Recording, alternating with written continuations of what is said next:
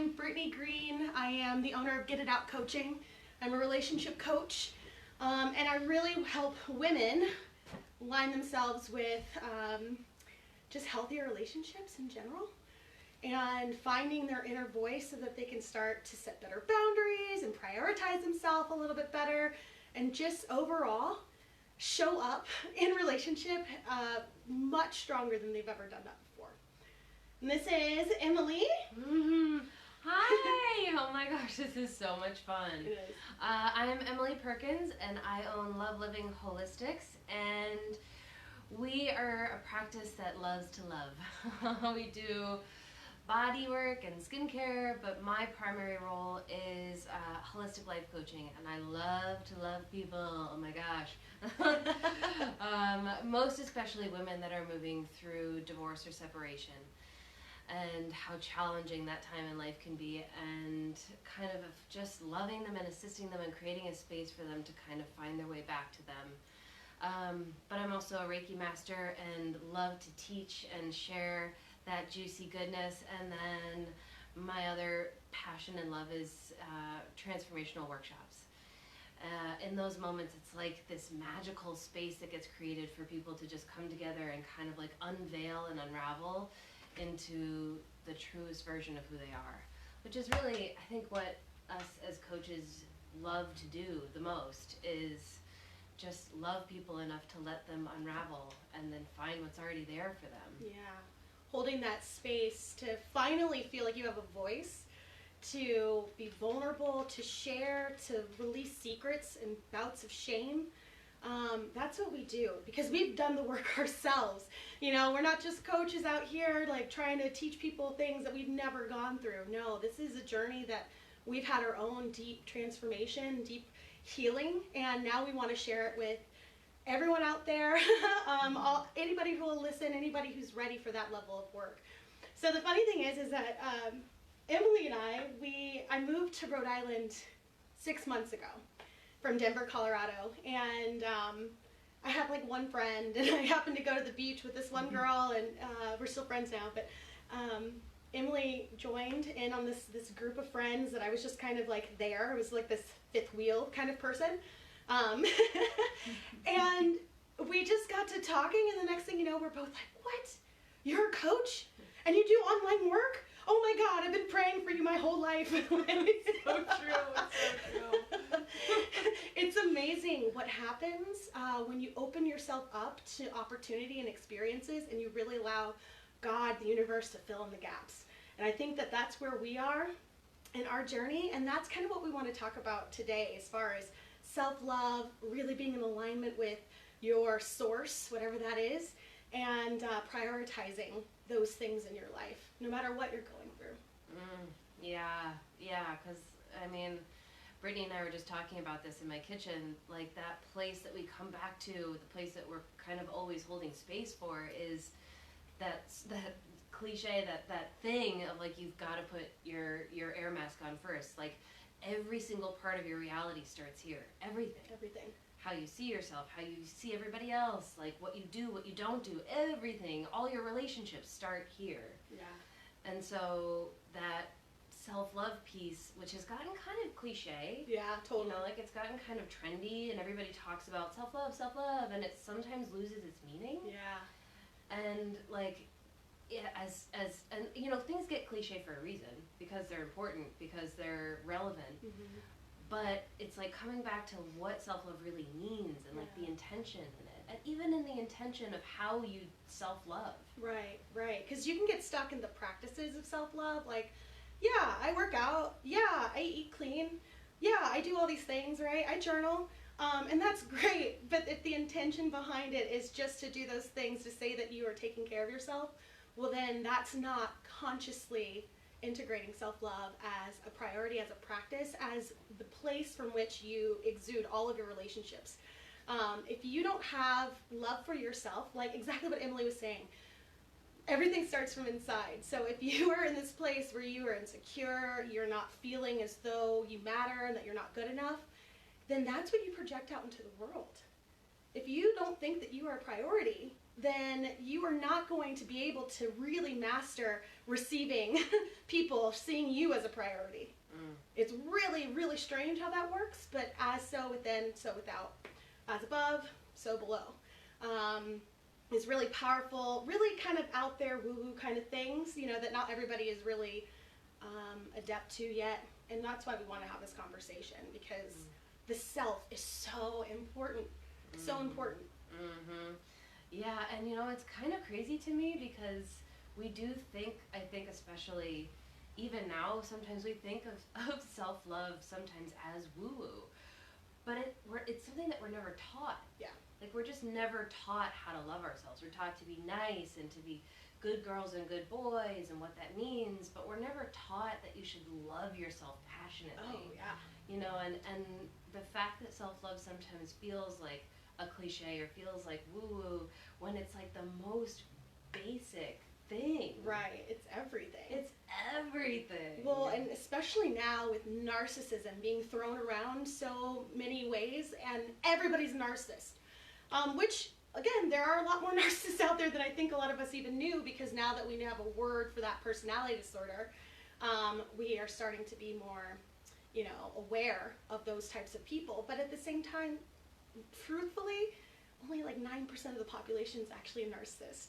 So now we're categorizing people who just prioritize themselves, who have confidence, and who really value themselves and put themselves first without, and set boundaries as being narcissists. And that's just not necessarily true. Now, again, for those of you out there, especially in my world, right, like, we know what real narcissists are, so I'm not diminishing that or minimizing that at any capacity. But self-love has this other conditional experience when we're children, we're growing up, to convey this message that having self-love is narcissistic or selfish. And that's not true. It's not true at all. In fact, it's the complete opposite. Literally. Yeah. The complete opposite. It is. But that's such a good point, like, there's such a huge distinction between selfish and which we also kind of put our own, significance and meaning on, as selfish is bad. And there is like a really distinct difference between narcissism and self-love. Yeah. But sometimes the boundaries and the lines of those get crossed all the time. And it's such a disservice to those that are choosing themselves. And I think that, like, as we're moving into these next decades and this next era of humanity, it's such a beautiful and yet, like, really on the surface and really, like, prevalent thing that we're kind of all facing. Is like, okay, Rumi, one of my all-time favorites, like, it always begins with you. The change is always here.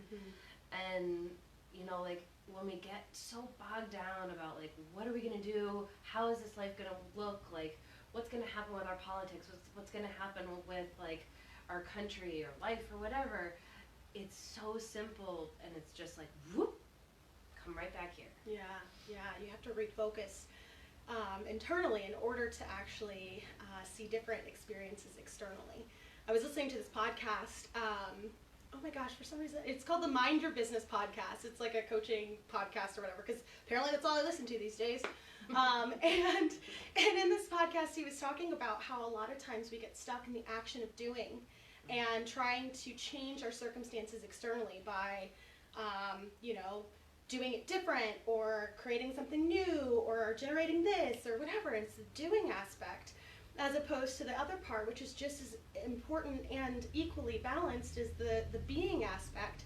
And how do you start from inside? Like, what is going on internally that is telling you that you're not allowed to have self-love? You're not allowed to prioritize yourself. What is that thought that is deeply connected to that belief, and therefore showcasing up in all of your interactions?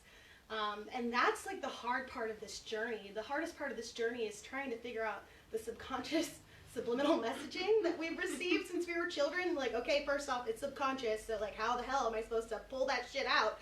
I don't know.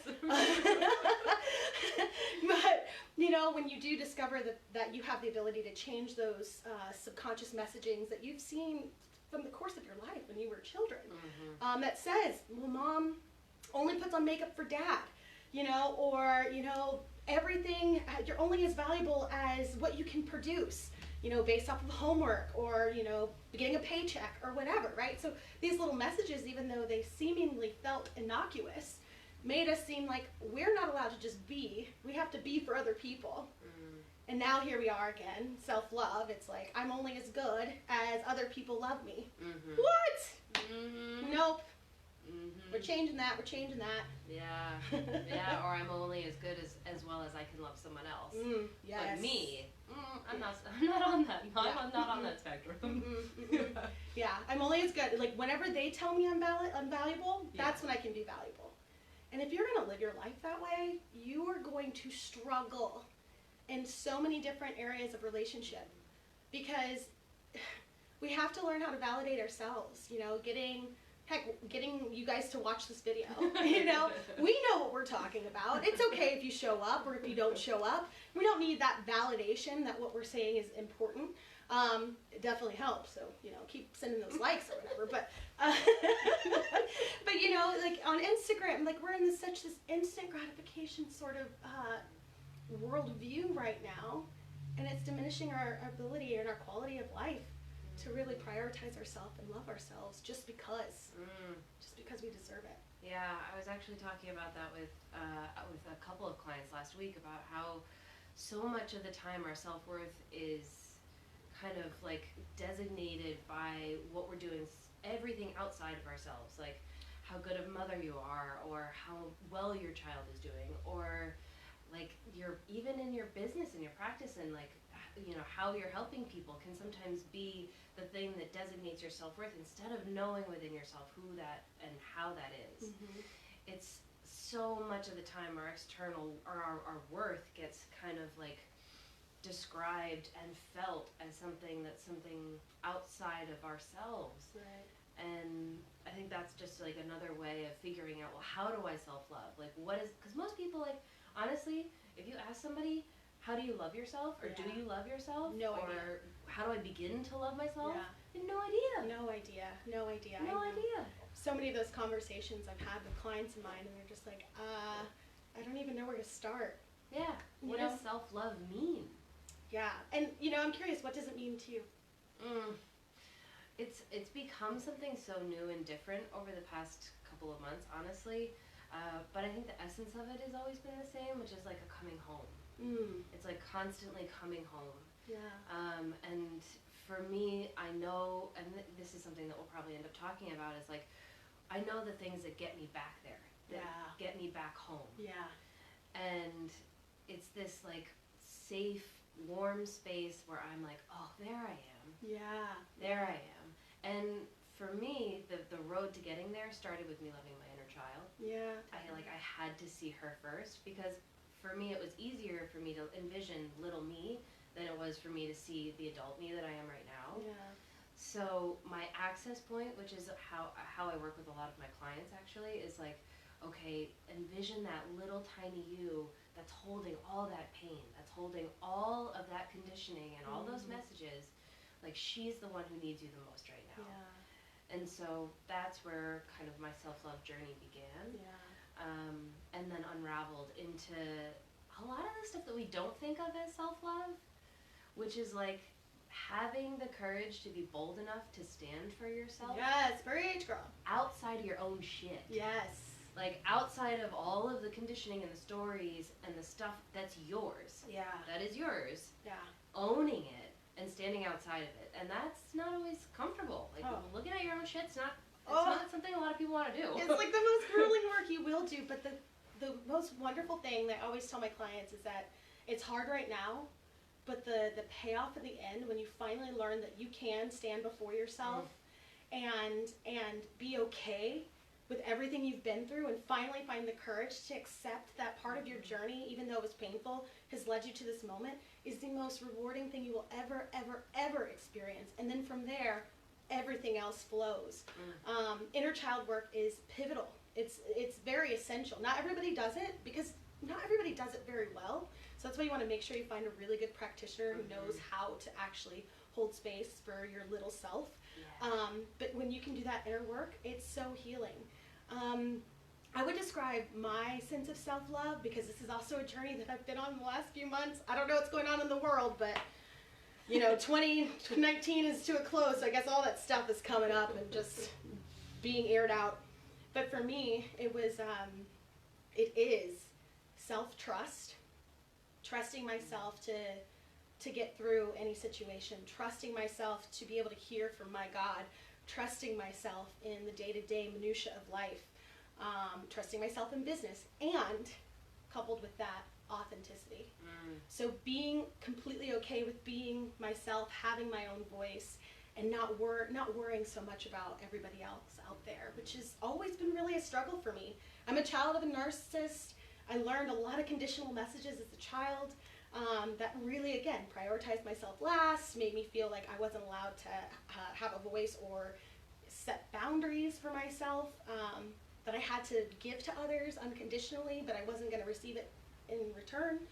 And finally I got to this place where I was like, oh, I don't have to do that? Well, that's amazing. I can actually say no? Well, that's cool. Even if they give me a little grumpy attitude, like, that's fine. That's on you. Like, that's a reflection of you, not me. All these little things. So self-love, I think for both of us is just this home space, being okay with who you are and being okay with being by yourself. That you are your most fun friend. Yeah. Self-love. You're your most fun friend. Hashtag self-love. Most fun friend. Oh my god. Is me. Oh my god, I love it. What are some things that you do? Well, I just heard this ringing in my head as you were talking about, like, the space to just be you. It was like this freedom. It was literally like in big bold letters, like, appeared in front of my third eye or whatever in my mind. But I also just heard, I don't know, have you seen Frozen 2 yet? Not yet. It's Oh good. god, it's so good. Don't tell me, la la la. Oh god, no, I don't know if I should tell you. Well, you have to now. Okay, It's okay. All right. Well, there's spoiler alert. Anyone? But there's this one moment that, of course, I was literally sitting in the theater by myself with my boyfriend, alone, just the two of us, and this song came on, and she said this one line, and I started bawling, and it was something that I've been saying for years, honestly, since I started my spiritual path.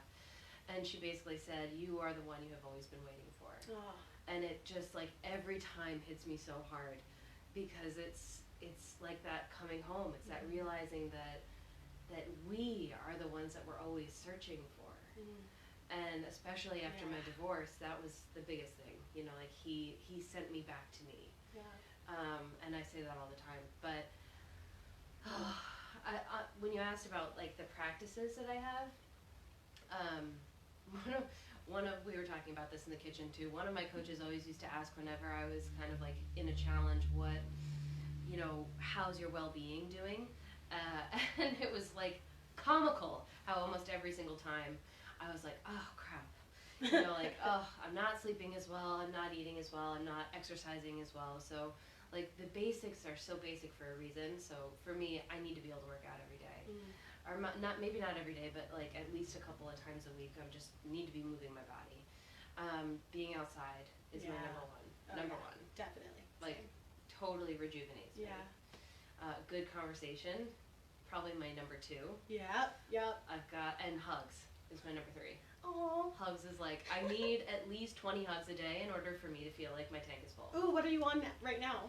I'm only on like 5. Oh no! So we gotta hug a lot. We will.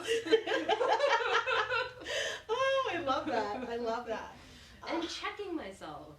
Like, we don't think that is a self-love practice. Yeah. But, like, being okay with being uncomfortable is loving. Yeah. It's loving. Yeah. And I forget that sometimes. Definitely. I feel like whenever when you've been in a series of unhealthy relationships in particular, you're constantly uncomfortable. And so facing your darkest parts of yourself, your shadow side, while also simultaneously going through a shadow period in your life can be very, very difficult. But it's the most important work, right? So if you haven't faced your shadow side, how can you face the external shadow that's standing right before you? You have to understand why you're entertaining certain experiences in your life in order to heal from them and move on and check that off your lessons bucket or whatever. And, you know, I think that you having that conversation is seriously a daily thing. For me, like, mindset work is so important. If I do not do gratitude every single day, typically throughout my day, I'm always saying things I'm grateful for. So that's just like my nature now, especially since I've trained myself. But to actually write it out every single day, and also write out everything I am. I am brave, I am courageous, I am lovely, I'm beautiful, I'm kind, like all these things. I'm a successful business owner. Like everything, yeah, right? Everything I am and everything that I want to believe and integrate into my story, I always start my day off with that. For me, it's also prayer. That's something that's very important as far as self-love is, you know, connecting with my source every single day. And then like you, like being outside, is so healing. So living in Colorado, I always felt so stuck because I was like completely landlocked, and you know, like, in Colorado, it's beautiful. It's one of the most beautiful states to live in, but I never really quite appreciated it the way that I appreciate the ocean. And so, again, Rhode Island was this very serendipitous, opportunistic experience where God led me here, and put me right by the water. In fact, he put me in the ocean state. So if you just ever, you know, want to disbelieve, there was no reason for me to be here, but I'm here now, and it's amazing. And then I met her on the beach, literally like a week later after moving here. Insane. But yeah, like the ocean, the water, like that is like self-care for me. So finding space, creating space is so important, especially when you do the work that we do, where we're constantly having to talk to people, and then on top of talking to people, we have our interpersonal relationships with our friends and our romantic partners and like all these things. It's like sometimes we just need to come home to ourselves and create space, and that's self-love. So even if we don't do anything, you know, yesterday we were talking, we were both, and it's so weird how this happens. You know, I can't really explain it, but it just happens all the time. So I get over here, and I was like, yeah, yesterday all I did was like drink tea and watch like 3 Hallmark movies. I did nothing for my business, not a thing. I think I posted like 1 or 2 things on Instagram and Facebook, whatever.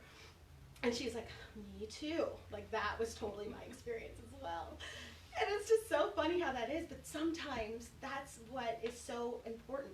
The doing aspect can totally get in the way of self-love and self-care. Checking in with ourselves to see what we need.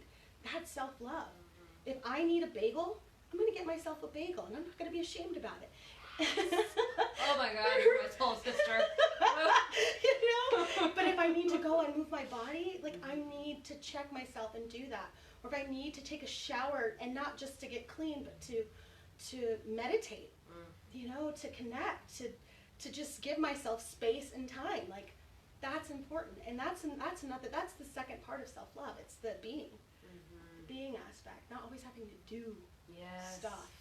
Oh my gosh, which as like a Virgo perfectionist, recovering perfectionist, like I constantly have to remind myself. But the thing that also resonated with me that you said was like, it's such a practice. Like it's something that has now become a lifestyle for you. Like that gratitude that you do every single day. I was thinking about this as I was walking the dog before we started this, that like it feels a lot like work sometimes in the beginning, like self-love, like, oh God, I've got to take the time out to like sit with myself, or I've like got to take the time to go for a walk, or I've got to figure out time to take a bath or get a massage, or whatever the thing is that makes you feel good.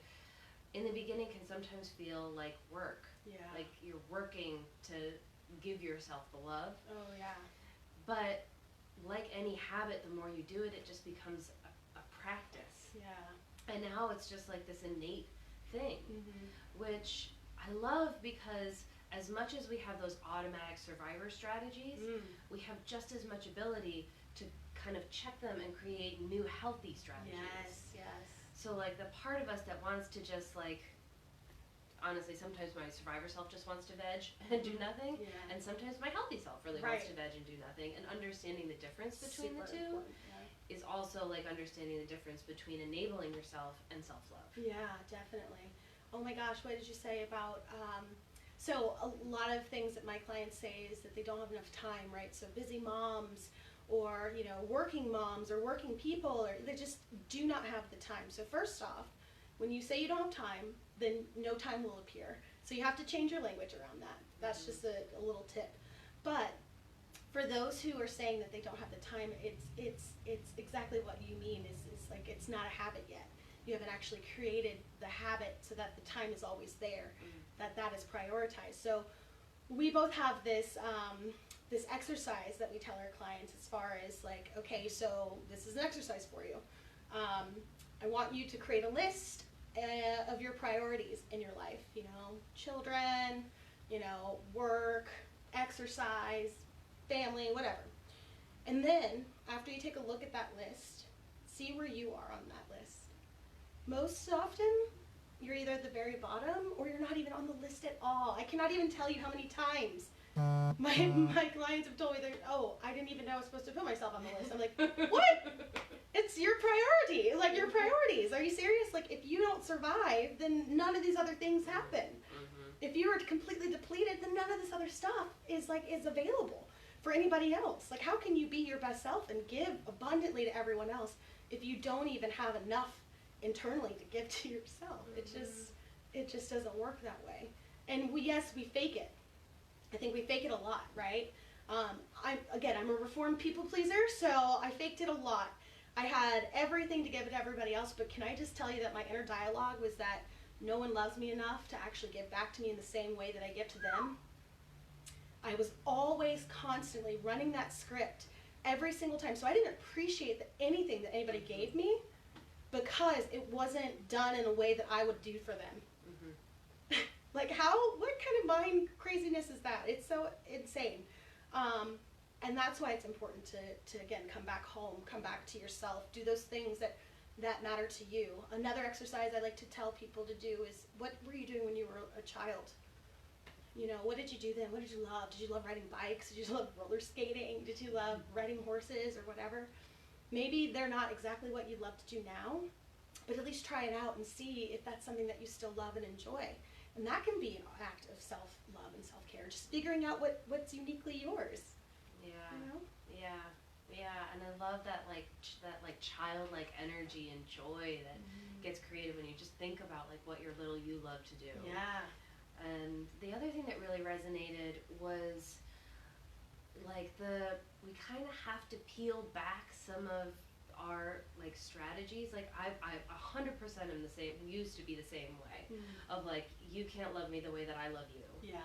And in that, I never got to receive. Right. Like you never get to receive because the view, the lens that you're wearing always says that it's never going to be enough. Right. And that's, I think, another reason why I am so passionate about the peeling back of our beliefs so that we can actually experience love. Yes. You know, both from ourselves and from other people. Yeah. Because there's so many ways that it's coming in and wanting to get to us. But most of the time we're just like, blinders on. Deflect. Can't see it. Oh, deflect. Yeah. Oh, you're saying I'm really beautiful. Oh, don't deserve it. Yeah. My primary love language is words of affirmation, but I'm like, oh, no. No, you. Yeah, right? Like accepting a compliment, but just saying, thanks, no, you're pretty. Yeah, totally. And oh my gosh. Yeah, that's been such a hard journey for me too, is this, the art of receiving. You know, when you're a giver and you give, that is the most comfortable place that you feel personally. And again, going back to this whole being uncomfortable and a little bit of discomfort, like it's uncomfortable receiving from people. And if you're a child of a narcissist, the reason why it's uncomfortable is because there's always strings attached. If you've been in toxic relationships that are abusive, it's because strings are attached, right? So you're like, am I allowed to receive? And so from that place of not feeling like you're allowed to receive, you miss out on so many things, including ways to create that time, ways to prioritize yourself and to prioritize the things that you really need, ways to speak to your inner child. So maybe just if you peel back all the layers, just starting with telling yourself that it's okay that I receive from anywhere and everything, any source. It doesn't really matter where it comes from, but it's okay that you receive it. Every time you receive something, just say thank you. And isn't that perfect for this time of year? I mean, it's Christmas, right? Oh, I love it. It's Christmas, so like it's our already built in that you're allowed to receive things. So just say, thank you, I'm so excited. And don't be worried about whether or not you're giving just as much to other people. You already give so much to other people. That's why they're giving you a gift. Giving you a gift. Yeah. Yeah. And I just like envisioned you sitting at your house watching Hallmark movies and being like, thank you, self.